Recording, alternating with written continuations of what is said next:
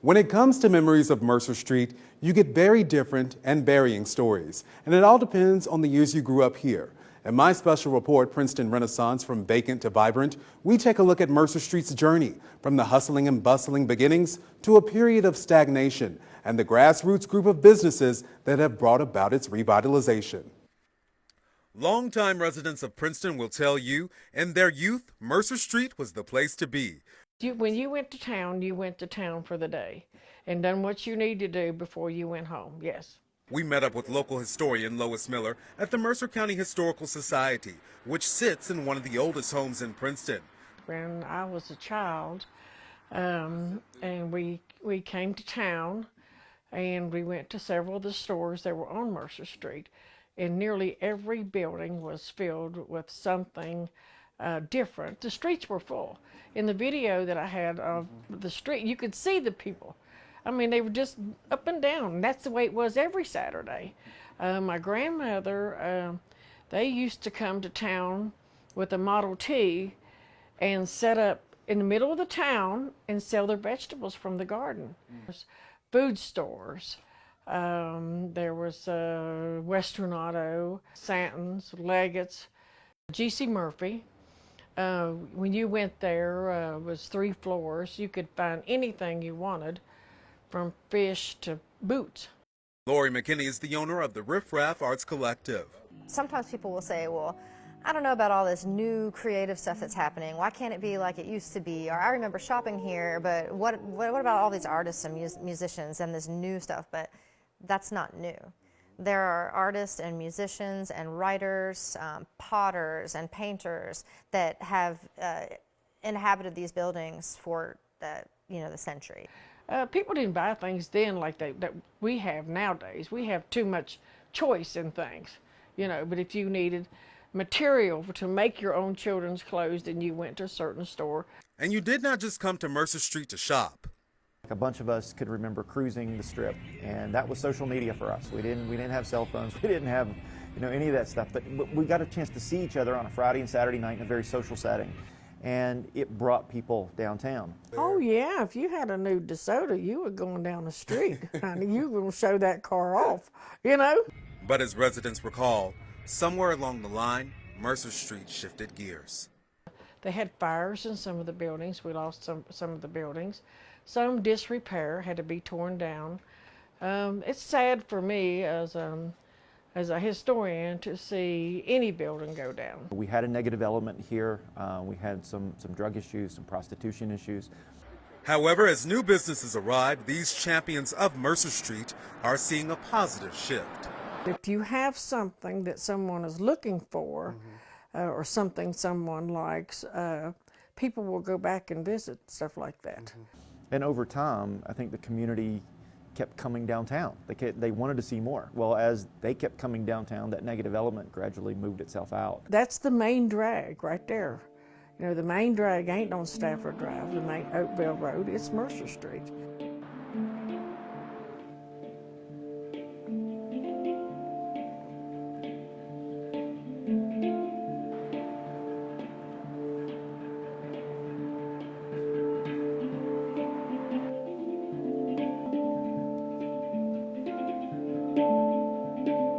Yeah, music and art are vehicles for change, and we can use it to impact the world around us. Lori McKinney is impacting the world of Mercer Street. She was one of the first businesses to set up shop under the Princeton Renaissance Project. Interesting, back when I was a kid growing up around here, driving down Mercer Street, I never even looked up.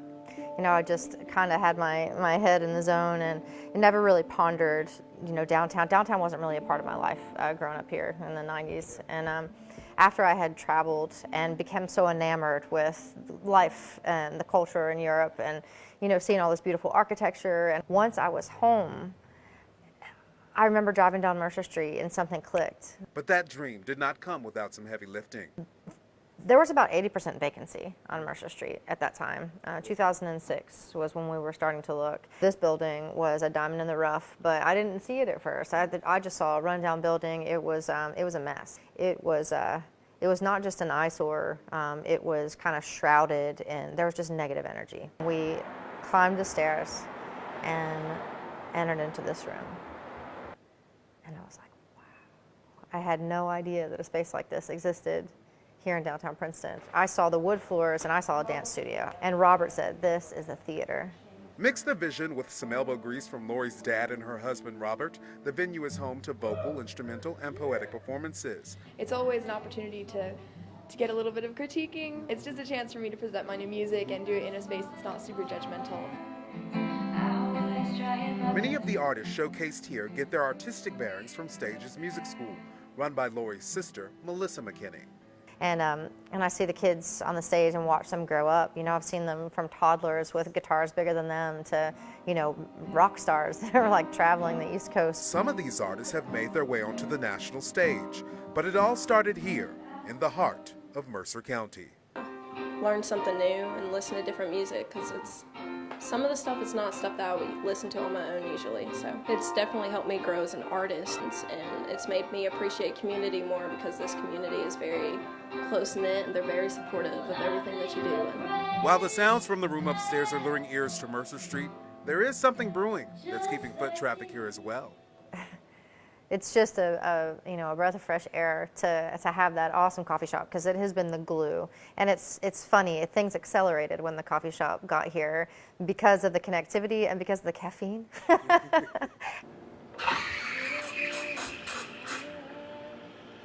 If you physically change the environment, the culture of the environment will change with it. To create that change, Greg Puckett with the nonprofit Community Connections says these things were necessary. Number one was a coffee shop. You know, it's a gathering place. It's somewhere where people can come and get a good cup of joe and just enjoy. And the other was a microbrewery. We said, you know, that's going to change the dynamic. You know, this is not a bar. This building came open about 1.5 years ago, so we renovated it. Took about 10.5 months. I adopted a racing greyhound, and that's where the name came from. Matt BARNETT is the owner of Sophisticated Hound Brewing Company, and it has been open just over a year. We do everything by hand. We weigh by hand, we put water in by hand. You call it babysitting pretty much. His passion for brew resonates with customers. They find it really neat to be able to come into town and find something like this away from the chain restaurants. And we tell people, you know, that are traveling all the time, that when you get off of 77, just don't stop at 77. Come into the town and explore. The whole purpose of this was to allow, when people come through the door, for them to feel like they're part of it. Even if it's your first time in here, we want you to leave with a smile on your face. Explore long enough and you'll find many of these small businesses work in tandem. We do what's called collaboration with a lot of our businesses. For example, the bee store that's getting ready to go in across the street, we get a lot of our honey for our beers from him. So I started keeping bees about 6 years ago. I've always had a passion to keep them and just to learn about them. You know, it's a really tough hobby, but if you can kind of get through the tough times, it's really awesome and rewarding. The hobby is now a business. We found this building for a really good price, and it was in really bad shape. And I was like, man, I'd love to have that store. And I brought my wife in, and the ceilings were really tall, and it was just old, you know, and we knew that it had history on Mercer Street. And we knew that we wanted to save it. For Will and his wife, it is now blossoming into more than expected. We were like, holy cow, what are we going to do with the other, 2,000 square feet of this building? And then we kind of I convinced my wife little by little to keep adding more and more. We want to offer people local products. We're working with the vocational school and the FFA there, people all around the state to bring in products from West Virginia. Kind of like an old general store. We're going to sell all different types of honey, meat, produce, ice cream, of course, and then all the bee supplies, that are required to keep bees. So. He says his neighbors have been extremely helpful. Yeah, Lori's been a staple to trying to get it all put together, A lot of people remember, they get nostalgic for the past. They think about the good old days on Mercer Street, and I imagine that in a couple of decades from now, there's going to be a lot of nostalgia for this time period, and it's just like the new good old days.